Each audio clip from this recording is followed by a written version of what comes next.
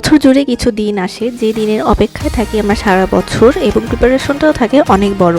আর ঠিক তেমনই একটি দিন ঈদের দিন।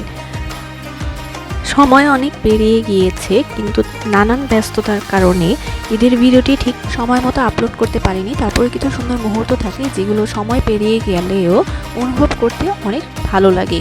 আর আজকের এই ভিডিওটিও সুন্দর কিছু মুহূর্তে সুন্দর কিছু স্মৃতিচারণ করা। এটি হচ্ছে এবারে রোজার ঈদের এবং রোজার ঈদে আমি সারা রাত, রোজার ঈদ না, কোরবানি ঈদ সহ মানে 2 ঈদেই আমি সারা রাত ঘুমাই না। একদম সকালবেলা প্রায় সূর্যের আলো যখন ছড়িয়ে পড়ে তখন থেকেই প্রায় 6:30 7টা হবে, আমি টিভি রুমে আসি, একটু ঘরটর গুছিয়ে নিই। ঘর আগে থেকেই গোছানো ছিল, তারপর একটু ফার্নিচারটা মুছে নিই, ঘর ঝাড়ু দিচ্ছিলাম যেহেতু হেল্পিং হ্যান্ডরা এই সময় ছুটিতে থাকে। এরপরে সুন্দর মতো ব্রেকফাস্ট করতে বসলাম। ব্রেকফাস্টে বাসায় আগে থেকেই কিছু তেহারি ছিল, অল্প কিছু তেহারি ছিল, পাস্তা বানানো না সরি, তান্নি আপু পাস্তা দিয়েছিল চাঁদ রাতের দিন, যেটা আমি ভিডিওতে দেখিয়েছিলাম চাঁদ রাতের ভিডিওতেই। সেগুলোই ব্যবহার করেই ভাবে একটা কিছু বানিয়ে ফেলে, যেটা অনেক মজা ছিল। সেটাই ঈদের ব্রেকফাস্টে করলাম। 1 মাস পর আসলে রোজা রেখে 1 মাস পর ব্রেকফাস্ট করতে একটু কেমনই যেন লাগে, মনে হয় যে না খেতে খেতে একটা অভ্যাস হয়ে যায়। এরপরে চা বানালাম, চা খেলাম। 1 মাস পরে চা খাওয়া সকালবেলার একটু অদ্ভুত লাগে, কিন্তু আবার খেতেও কিন্তু ভালো লাগে, কারণ ঈদের দিনের ব্রেকফাস্ট কিন্তু অন্য দিনের ব্রেকফাস্টের মতো থাকে না। তারপরে এই তো টিভি দেখতে দেখতে নাস্তা করে নিলাম। নাস্তা করে কিচেনে চলে আসলাম। চাঁদরাতে ভিডিওতে দেখিয়েছিলাম আমি হারিয়ালি কাবাব বানানোর চেষ্টা করছিলাম, কিন্তু সেটা হারিয়ালি কাবাব হয় নাই, বড় জোর মুরগির মাংস ভাজা হয়েছে।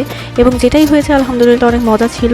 আমি সেটাকে সাসলিকের কাঠিতে ভরে সাজিয়ে নিচ্ছিলাম, মানে সাসলিকের কাঠিতে মাংসগুলো আমি গেঁথে নিচ্ছিলাম, এবং অল্প কয়েকটাই হয়েছে, সেগুলোই আমি প্লেটে সুন্দর মতো সাজিয়ে রাখার চেষ্টা করছিলাম। এবং আসলে এই মাংস ভাজাটা, আমি এটাকে সর্বোচ্চ মাংস ভাজাই বলবো, মাংস ভাজাটা খেতে মজা ছিল, কারণ এখানে আমি বিভিন্ন রকমের মশলা ব্যবহার করেছি। এরপর এই তো এই সাসলিকটা বানানোর পরে অথবা মাংস ভাজাটা এটা ডেকোরেট করার পরে রান্নাঘরে চলে আসলাম। এখানে আমি গরুর মাংসটা ডিফ্রস্ট করার জন্য রেখে দিচ্ছিলাম, কারণ নুডলস বানাবো। নুডলসটা আমি কখনোই ঈদের আগের দিন বানাই না, ঈদের দিনে বানিয়ে রাখি। তারপরে যে বাড়তি হাঁড়ি পাতিল এগুলো ছিল সেগুলো ধুয়ে নিচ্ছিলাম। কিচেনের কাজ শেষ করার পরে আমি আমার রুমে চলে আসলাম একটু স্কিন কেয়ার করতে। একটা ফেস প্যাক দিলাম, যেহেতু ঈদের দিন তো একটু স্কিন কেয়ার তো করাই যায়। এরপরে গোসল করলাম। গোসল করলে এই সুন্দর নতুন জামাটা আমি পরে নিলাম। এই জামাটা কিনেছি আমি গুলশানের পিঙ্ক সিটি থেকে, এবং যেদিন কিনেছি আমি সেদিনই এটার ব্লগ আপলোড দিয়ে দিয়েছি। আর এই তো এখন আমি একটু অল্প কিছু একটু সাজগোজ করে নিচ্ছিলাম। এখানে আমি যে জুয়েলারিটা পরছি, গলার চেন এবং ইয়াররিংসটা একটু পরেই দেখতে পারবেন, এগুলো আপনারা সরিখা পেজে পেয়ে যাবেন। আপনাদের পছন্দের জুয়েলারি অথবা যে কোনো কিছু কিনতে হলে অবশ্যই সরিখা পেজে ইনবক্স করতে হবে। নর্মাল দিনে দেখা যায় যে গোসলের পর কখনোই সাজগোজ করি না, সর্বোচ্চ হয়তো বা পাউডারটাই দিই, কিন্তু যেহেতু এটি ঈদের দিন আর তাই অল্প কিছু একটু সেজে নিচ্ছিলাম, সাজগোজ করছিলাম। এই যেমন ফেস পাউডার দেওয়া, একটু লিপস্টিক দেওয়া, একটু জুয়েলারি পরা, এই তো। আর জুয়েলারি তো আমি অনেক বেশি পছন্দ করি।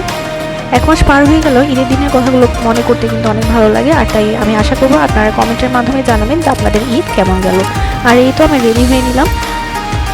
যে সময় আমি রেডি হয়েছি এবং ডাইনিং রুমে আসলাম লাঞ্চ করতে, তখন কিন্তু একদমই লাঞ্চ টাইম ছিল না, তখন ছিল প্রায় বিকাল 4:45টার মতো বাজে। একটু লেট হয়ে গিয়েছিল, যেহেতু কোনো হেল্পিং হ্যান্ড ঈদের দিন ছিল না, তো রান্নাঘরে কাজ করা বা বিভিন্ন কারণে আসলে আলসেমি করা সব কিছু মিলেই আসলে একটু লেট হয়ে গিয়েছিল। তারপরে আমি ডাইনিং রুমে আসলাম। ডাইনিং রুমে এসে দেখলাম যে কী কী বানানো ছিল। আর যেহেতু ঈদের পর দিন আমরা ওমরাতে গিয়েছিলাম, মানে ওমরা করতে গিয়েছিলাম, আর তাই যে দেখতেই পাচ্ছেন 4:45 বাজে। আর তাই হচ্ছে আমরা কোনো নতুন প্লেট বাটি এগুলো কোনো কিছুই বের করিনি। ঈদের আগের দিন আমরা মিস্টার DIYতে গিয়েছিলাম, সেখান থেকে এই ওয়ান টাইম বাটিগুলো কিনে নিয়ে এসে এখানে সার্ভ করেছি, এবং এটা ছিল অনেক বেশি ইজি, কারণ ঈদের এই খাবারগুলো শেষ হওয়ার পর জাস্ট আমরা সেগুলো ফেলে দিয়ে চলে গিয়েছি, কোনো ঝামেলাই ছিল না। কিন্তু নতুন বাটিগুলো বের করলে দেখা যায় যে সেগুলো আবার একটা ধোয়াধুয়ির ঝামেলা থাকে, আর তাই এই ঝামেলাগুলো আমরা করিনি। এবং আমি ভেবেছি ইনশাল্লাহ এবার প্রতি ঈদে আমি এটাই করব, যে ওয়ান টাইম এগুলো কিনে নিয়ে আসবো, এখানেই সার্ভ করব, এবং ঈদ শেষ হয়ে গেলে বা খাবার শেষ হয়ে গেলে এগুলো শুধু ফেলে দিব, কোনো ঝামেলা আসলে হয় না বা কষ্টটাও হয় না। তারপরে এই তো আমি বিকালবেলায় লাঞ্চ করলাম। লাঞ্চ শেষে তারপরে ওই যে ডেজার্ট আইটেমসগুলো দেখতে পাচ্ছে সেগুলো আমি একটু টেস্ট করছিলাম। আর আমি এমনিতেই একটু মিষ্টিটা বেশি পছন্দ করি। আর একটা গরুর ঝোল করতো আলু দিয়ে, সাদা পোলাও, আর একটা নারকেল দিয়ে সেমাই করে খেয়ে দিত। বাস এই ঈদের খাবার। যে আসলো ঈদের সেমাই দাও একটু, এক বাটি। তুমিও তো আগে অনেক রান্না করতা। তারপরে আর বাসায় যারা ছিল তারা একটা তরকারি একটা পোলাও, এই যথেষ্ট। মোহাম্মদ করে নানু একটু করতো, কিন্তু এত না। মোহাম্মদ নানু একটু নুডলস করতো, সেমাই আর রোস্ট। কিন্তু গ্যান্ডারিয়া ছোটবেলায় এইরকমই ছিল খাওয়া দাওয়া। ওই তুমিও তো আগে অনেক করতা। কারো বাসায় গেলে সেমাই দিত, আর কিচ্ছু না। কেউ খেতো না সেমাই, এত সেমাই খাওয়া যায়। কোন যে কত ধরনের আইটেম বানায়। এগুলি আসলে ঠিক না। কেন? ঈদ পালন করার জন্য আল্লাহ দিয়েছে, ঈদে মানুষ যা ইচ্ছা করতে পারে। এক মাস রোজা রাখার পর আল্লাহ বলছে যে খাও, তোমরা তোমাদের মানে সাধ্য মতো খাওয়া দাওয়া করো, আনন্দ করো, পারলে নতুন পোশাক পরো, নয়তো কি জানি সুন্দর তোমার বেস্ট যে জামাটা সেটা পরো।